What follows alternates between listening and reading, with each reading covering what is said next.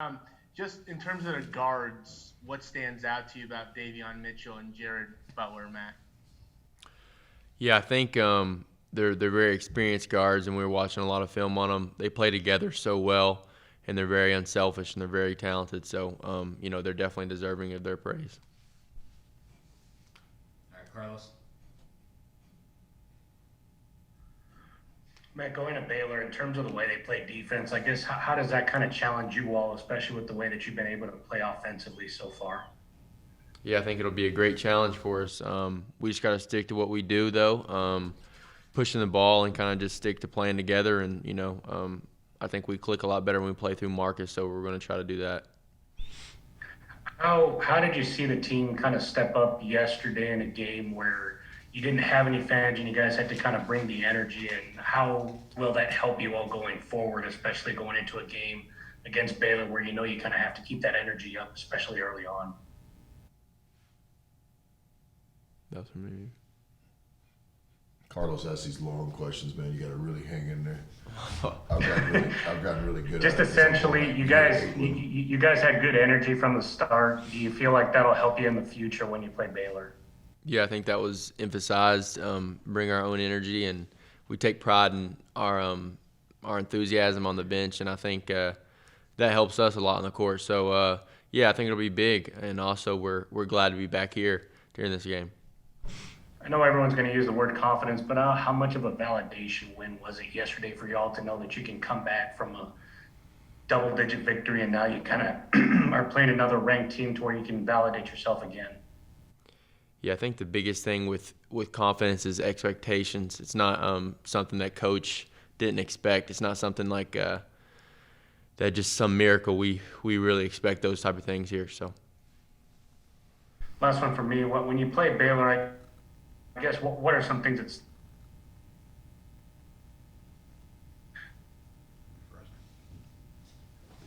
to you when you kind of look at the Bears? You may need to repeat that, Carlos. You froze up a little bit. When you look at Baylor, Mac, I guess what stands out to you? I know you've talked about the guards and changing defenses as coach just talked about in previous years, but what stands out to you about the Bears? overall, I'd just say their chemistry and their experience together. They play together so well, and they have a ton of pieces that know their role. So I think that's probably the best thing about them. All right, Joe. You ready, Joe? Yeah, Coach, could you just compare Texas's backcourt to Baylor's backcourt? Yeah, it's a good question. A lot of experience.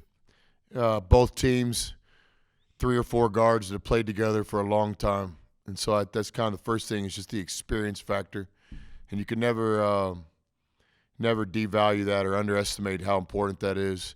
The challenge here is how can we get that experience quickly? So, guys like me and Mac have been talking about that from day one. We try to get twice as much done each day than maybe the competition because, one of our biggest challenges is, competing against teams that have been together longer than us. I like how these guys have embraced it. We'll try to have a great day today. We'll try to get better in practice. We'll try to get better in the film room. We work with an urgency around here because we understand that we're competing against teams that have been playing together a lot longer than we have. Both teams, Texas and Baylor, have a lot of scoring and playmaking ability in their guard units. Obviously, both of them are playing 3 guards in college basketball, which always puts a lot of pressure on your defense. But no doubt about it, 2 of the best backcourts in college basketball. I would argue that our guys are right there with them. I think you put Kyler, Mac, and Kev, and JB and these guys. When we play well, when we do what we're supposed to do, when we do what we can do as a unit, I think we can more than play with these teams. And sort of on that same theme, could you talk a little bit about Davion Mitchell as an on-ball defender? Yeah, it's his identity. I can't speak for him, but when you choose to go to a school like Baylor or Texas Tech, you're not scared of competition. You're not looking for a handout. You're looking to go in there and compete, and you're going to play with other great players. So my view of him from the outside looking in is I think he got the Baylor. What do I got to do to play, get minutes, be the best version of myself? And there's no doubt about it. He takes a lot of pride in his defensive, identity. I think we've seen that before, whether it be with a Devin Thomas year one or Matt Mooney year three. Brandon Francis embraced defense. Kyler Edwards is in that same category. I mean, you ask other Big 12 people about Kyler Edwards' defense, they'll tell you. So I think Mitchell's done a great job, making that a part of his identity, and he can impact the game on the defensive end for sure. All right, let's go to Collier.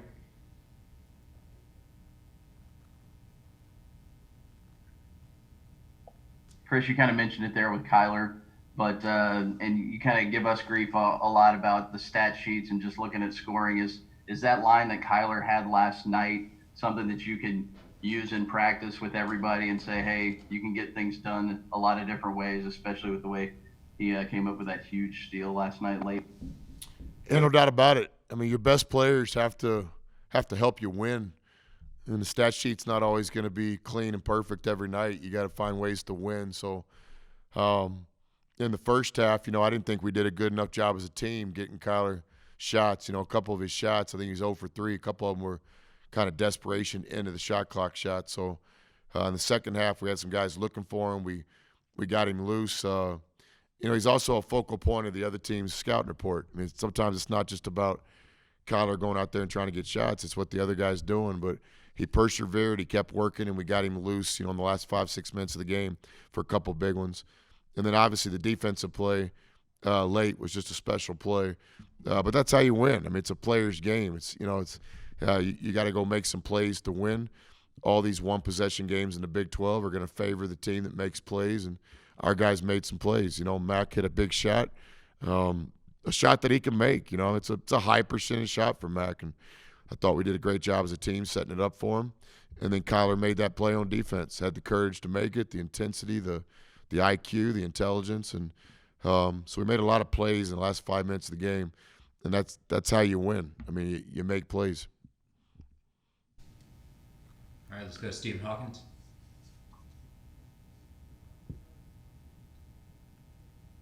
Chris, you mentioned a minute ago clearly that your team hasn't been together as long as some of these other teams have been, and what a big week this is. Do you feel like this team is kind of coming together the way you hoped it would be at this point? I mean, do you kind of sense things going in the direction you want them to go? Yeah, we're a work in progress. We never sat around in July or August and said, hey, man, we got to win the trophy in December or January. We've been consistent with we just got to keep getting better. And while you're getting better, you'd like to win your share of games so you can compete for championships. So big week for us. I mean, if we can get both of these this week, I think we're back in the fight for the conference championship, and that's the goal. Equally important, are we getting better? And I think we are. I think we're starting to figure some things out offensively. We're starting to make some strides defensively. Individual players are starting to produce. We're getting better in practice. Some of the guys that haven't seen game time yet are getting real close.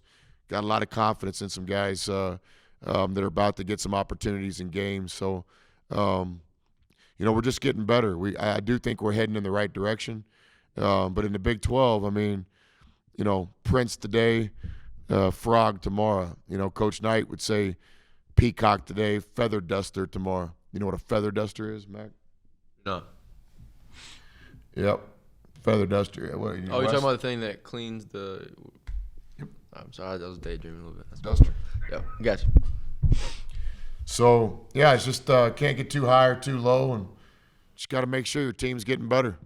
And I do think we are. I think we want to be a part of the fight. February, March. We'd like to still be playing in April, and I think that this team can do that. It's not out of the realm of possibility. That we got really good players. We got guys that love basketball. We got guys that are addicted to work, and we intend on being a part of the fight. And Mac, if you can come away from daydreaming for just a moment, what can you say about what you're learning about Big 12? I mean, obviously, it's new to you as well this year. Just talk about what you're learning just in your few games in the Big 12. Yeah, it's a great conference. So many teams in this conference are ranked, and so many the athletes are just out of this world. Every game you face one of the best players in the league. So it's definitely I think if not the best league in college basketball. So it's just been something great to be a part of, and I love to compete. So this is definitely where I want to be. And Mac, I'll wrap up with this. Just your feel about how the teams come together when you guys are on the court together, when you're off the court together. Just that the chemistry that's kind of built right now. Yeah, it's been great. The guys always talk about how close they feel this team is, and I think we all know how we have to win. We have to be close, and that's our thing. Where there's a lot of new guys, and Coach talks about us having to bond more than anyone to be successful. So we're really working on that with off-the-court activities and just getting to know each other. All right, Eric Kelly, one more question. Yeah, Coach. You got top 10 offense in Baylor versus top 10 defense in y'all. How important is each single possession going to be in terms of who comes out as a winner on Saturday? Yeah, I hope it's a defensive game. Baylor, they got a lot of firepower. They got a great defense too. I mean, arguably the best defense in college basketball the last couple of years. And obviously their offense with the talent, and don't underestimate the coaching too. I mean, Coach Drew does a great job spacing it out, and he puts your defense in tough situations. So combination, talented team, experience, coaching staff that's been together too does a great job. I think for us, we just kind of have to value each possession. It's no different than any other Big 12 game. You got to just try to hold your own in as many 4-minute games as you can. You got to try to win some of these 4-minute games. It's no secret. We're going to have to play really well. I would tell you we'll have to play our best 40 minutes of the year to have a chance to win this game. But this is no different than how it is. I keep trying to explain to the guys, reminding the guys that have played in the NCAA tournament before, and telling the guys that haven't played in the NCAA tournament before, this is kind of how it works. You have to play your best game. If you have a really good season, you can have a really good seed in the tournament. You might have a little bit of a margin for error in the first game, but not much. You think about the teams we played, Stephen F. Austin, Sweet 16 team, Northern Kentucky, and you get to that second round, you got to play better. And you start getting to that Sweet 16, you have to play your best game of the year. And it's no different in the Big 12. So if you want to beat Baylor, you better bring it. You better play a great game. And so that's our objective. We don't feel that as pressure. We see it as opportunity, and that's what we're going to do. That's our goal. We're going to play our best game of the year Saturday at 3 o'clock. Collier has one more question, then we're done for the day. Thank you, guys. Hey, Coach, Texas obviously was hot from 3-point range in that game. Baylor comes in statistically better than them. Is there something that you guys work on in today's practice, or is there just sometimes teams are just hot from out there? Yeah, you're not going to take away every 3-point shot. It's not kind of how it works. What we talk a lot about is trying not to give unchallenged shots. We want to contest shots. We want to make it hard on shooters. But our objective certainly isn't to hold Baylor to 0 threes. That's just not going to happen with the combination of their inside-outside game. But we do want to put pressure on their shooters. We want to contest shots. We want to make them put it on the floor a little bit. We don't want to give these guys horse shots. Challenge with Baylor, they got a lot of shooters that shoot with range, so it's going to extend our defense a little bit. It's a huge challenge, but I would like to think that they had the same challenge. If you don't guard our 3-point shooters, then we're prepared to beat you that way too. So there'll be a lot of great individual players on the floor Saturday afternoon, but obviously the team that plays the best will win the game.